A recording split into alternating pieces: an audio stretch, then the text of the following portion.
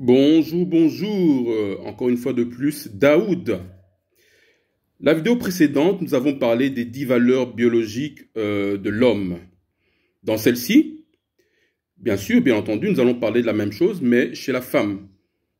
Nous allons donc parler des 10 valeurs biologiques de la femme. Et ce qui est bien, c'est que les 10 valeurs biologiques de la femme correspondent aux 10 valeurs biologiques de l'homme, ou bien contrebalance les 10 valeurs biologiques de l'homme. Tout ça renforce davantage l'idée que l'homme est un homme et la femme est une femme. Et qu'un homme ne sera jamais une femme et qu'une femme ne sera jamais non plus un homme. On a beau faire les opérations qu'on veut, on a beau faire les changements qu'on veut, on a beau faire des modifications par la nourriture, par les choses qu'on...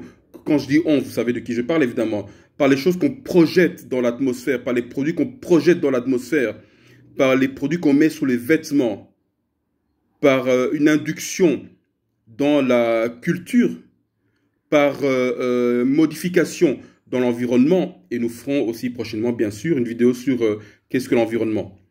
On a beau faire toutes ces choses-là, on ne pourra jamais changer les valeurs culturelles. Les 10 valeurs culturelles de l'homme, tout comme les 10 valeurs culturelles de la femme. Ça, on ne peut rien y faire. C'est comme ça. Et donc, on va y aller dans les 10 valeurs culturelles de la femme. La première valeur culturelle de la femme, c'est qu'elle est intuitive. N'y a-t-il pas ce qu'on appelle l'intuition féminine? Donc la femme, elle ressent certaines choses. Ici, on parle de la femme, évidemment, naturelle, dans son état naturel, pas déculturée. Elle ressent certaines choses. Pourquoi? Parce qu'elle est plus émotive que l'homme.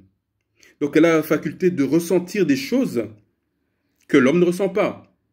Elle ne sait pas toujours mettre un mot sur ces choses-là, mais elle les ressent en elle.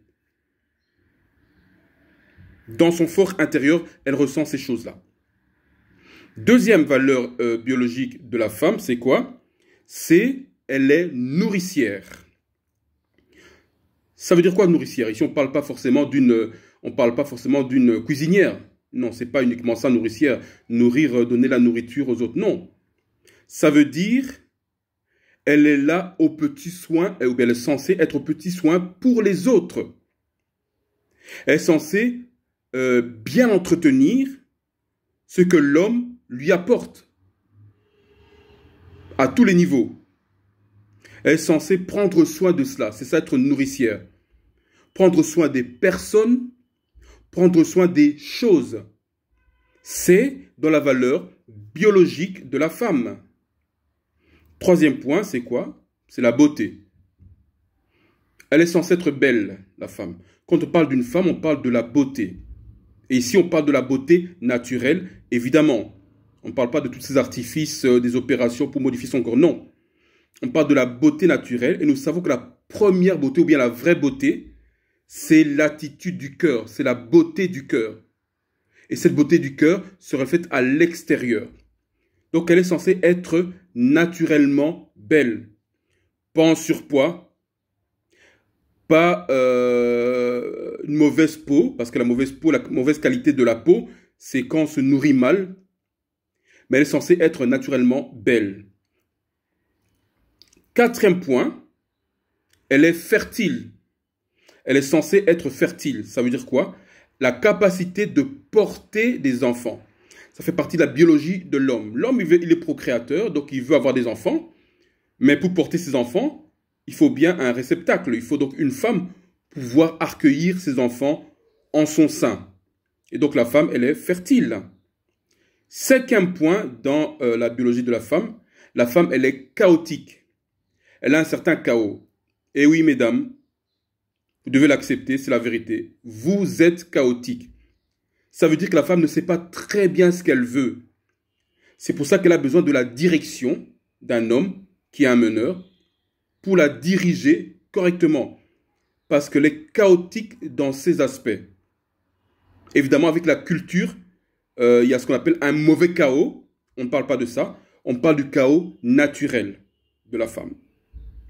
Sixième point, elle est soumise.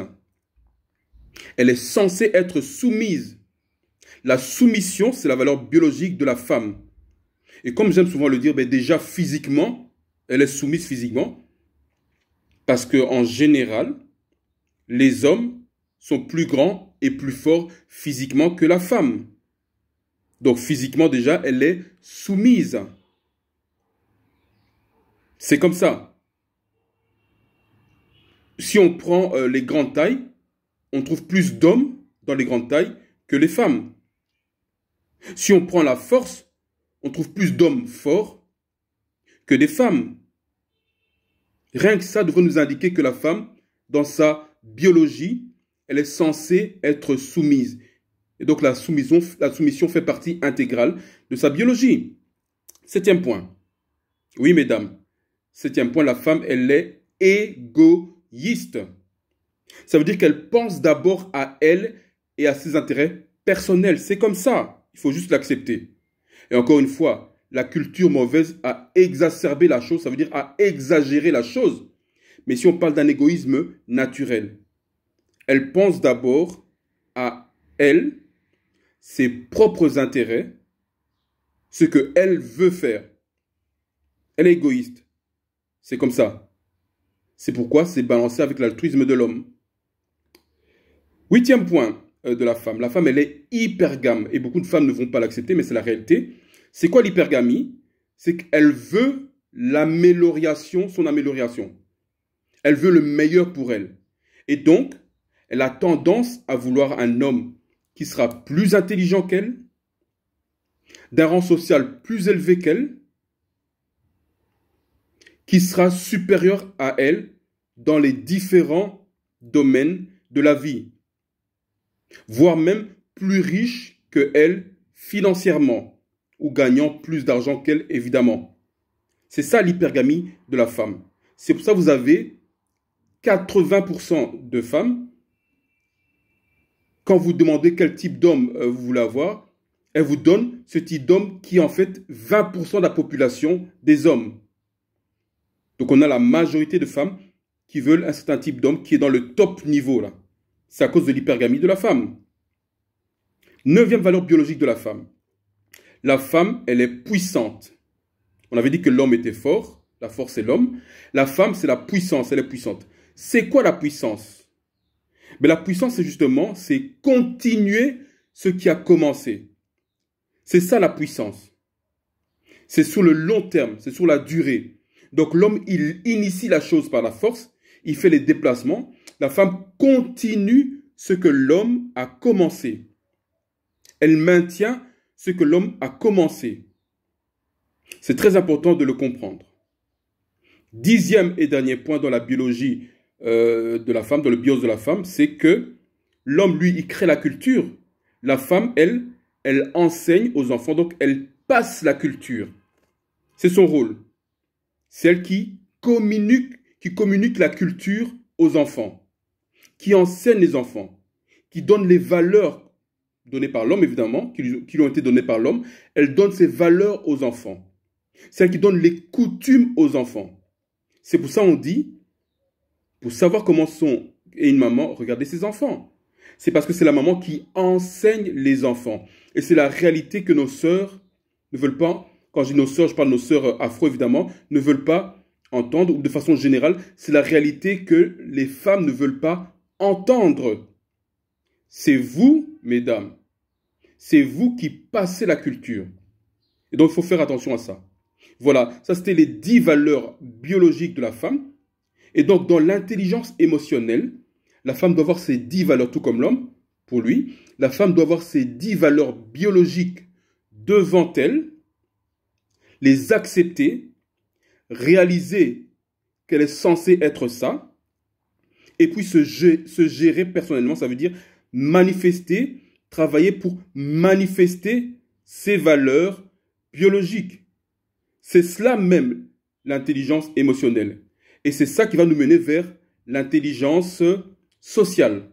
C'est très important. Et donc, demain, nous verrons en quoi consiste l'intelligence sociale. À la prochaine.